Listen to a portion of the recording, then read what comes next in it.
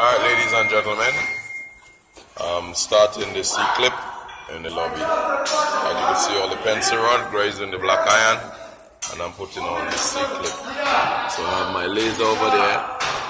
That's the laser spinning, and our ceiling height is to go above our window wall, our curtain wall right there.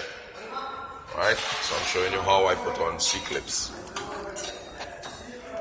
Alright, ladies and gentlemen, style of the show, baby.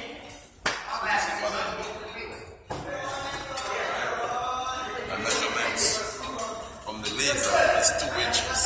So I have 2 inches on a piece of black iron. So what I do is I take this and I put it on the pencil rod. Right? So you know when it's straight. You look at the laser line. So you know if it's a tilt, the pencil rod like that, tilts it back like that. Right there, and then you take the C-clip, you squeeze into it a little bit, and you squeeze it like that, you double check it, to go up a touch.